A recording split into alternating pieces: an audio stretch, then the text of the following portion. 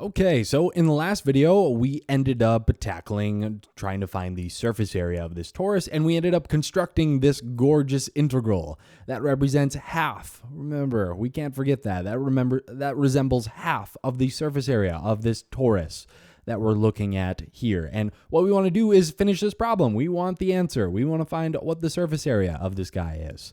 So if you haven't already done so, please pause the video and try to evaluate this definite integral. And remember, when you're done, multiply by 2. All right, assuming that you've given it a go, let's tackle through this guy. So I think a first thing that we could do is pull this 2 pi out. So we're going to have this definite integral, and then we'll have these limits here still. And then we're going to pull 2 pi out. And then we're going to be left with x times this square root. I'm just going to leave it all in one color now. It'll save us some time. And what I want to do with this radical here is I want a common denominator of what we have in the second term here. So when we do that, we're going to be left with just an r squared in this numerator. And then denominator-wise, we have this. We have r squared minus this quantity x minus capital R squared. And we're still integrating with respect to x. Okay, and then I think we can do one more thing here. We could say that we have 2 pi. Let's just copy everything else. So this is r minus r, and then we have r plus r. And now what I want to do, so this is x, and then this numerator here just goes to r. So we're left with this in our numerator. We have r, and then denominator, we still have the same thing. We have the square root of x of r squared minus this quantity x minus capital R squared. And we're still integrating with respect to x. Okay, now I think this is in good form for us to do our next step, and that is to recognize that we need to use trigonometric substitution. And you can see that right in this denominator. That's how we're going to tackle this guy. So we're going to use some trig substitution here.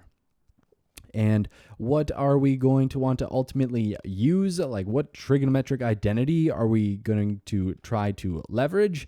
And I think looking at this, what I see is this right here. We want to end up using cosine squared plus sine squared, and that's equal to 1. And again, just personal preference, I like taking the derivative of sine more than cosine.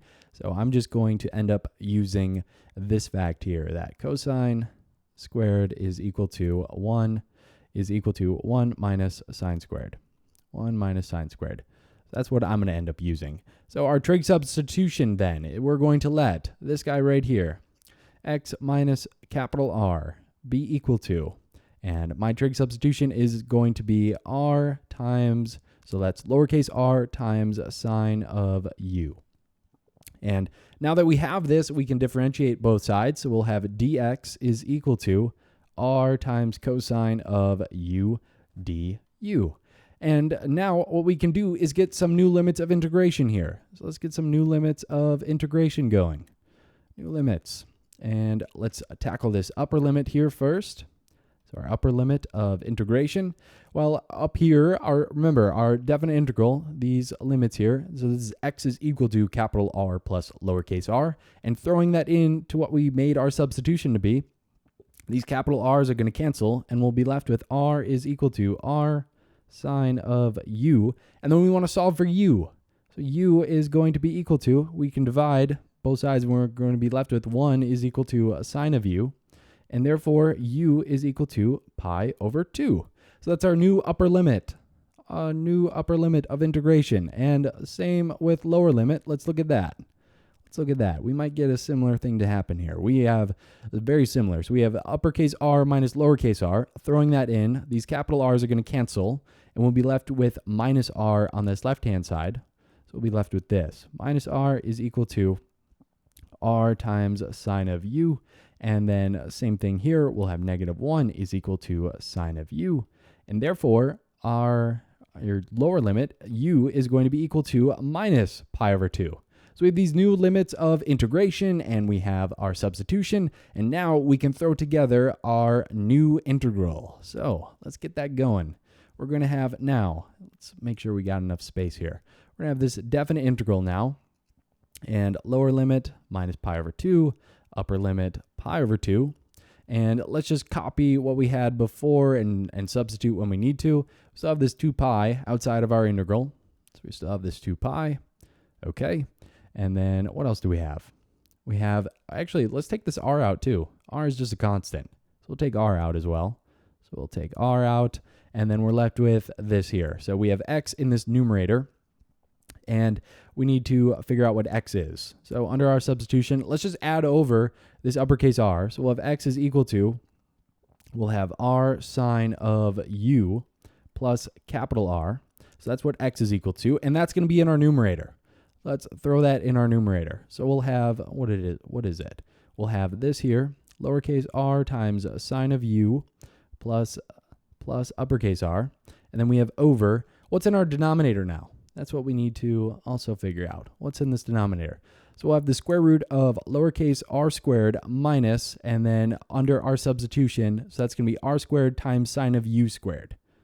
So that is going to be the square root of lowercase r squared minus lowercase r squared times sine of u squared. There we go. And then lastly, we just need to substitute in what dx is. So we're told that dx is r cosine theta. R cosine u, not theta. And then that's du. This right here is our new integral. And what we need to do is solve it.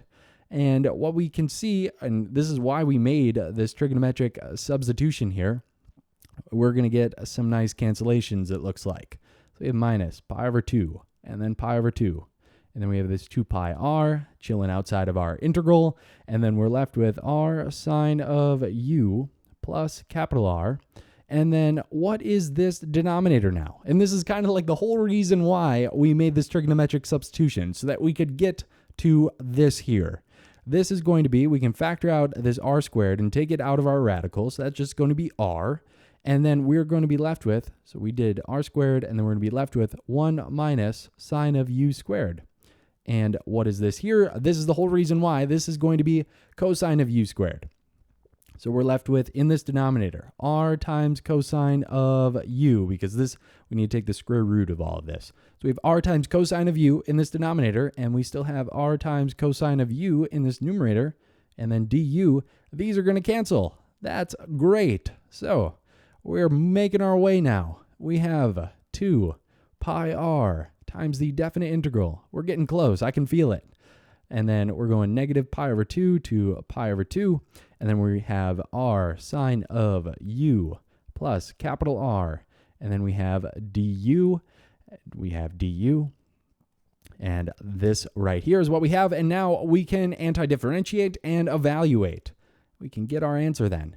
We have 2 pi r times, and let's see here.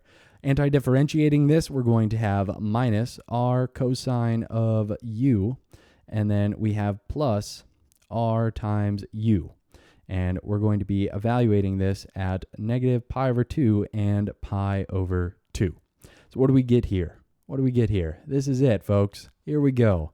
2 pi r times, let's evaluate this guy. So we have minus r times cosine of pi over 2, looking at our upper limit, and then plus capital R times pi over 2, okay? And then that's looking at our upper limit, and then minus what we have at this lower limit. So this is minus r times cosine of negative pi over 2 now. And then we have minus r times pi over 2. R times pi over 2. Let's make sure I got all my parentheses here. Right there.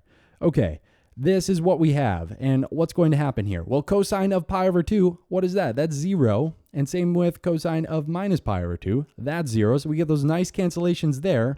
And then these are going to get added together.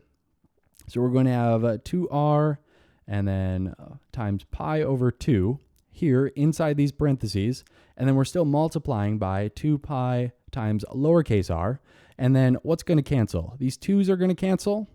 And that looks like all that's going to cancel. So we're left with this. We're left with 2 pi squared. We have 2 pi's here. So 2 pi squared times uppercase r times lowercase r. But remember, we're not done. Right here, what is this? Well, if we scroll back up after our mile-long calculations here, we can remember what we calculated was only half of our torus. So let's multiply by 2 and make sure we get the whole thing. So multiplying this by 2, we get the full surface area of our torus after all this work is 4 times pi squared times uppercase R times lowercase r. This right here is our answer. And we are done. So let's just review real quick what we've been doing the last couple videos. And the main thing to say is nothing's really new. We have this different example here, but the same processes that we've been learning about of how we set up these little pieces of surface area and how we can represent these little pieces of arc length. None of that was new, and we just ended up having this longer to compute definite integral. And I hope you enjoyed finding the surface area of this donut.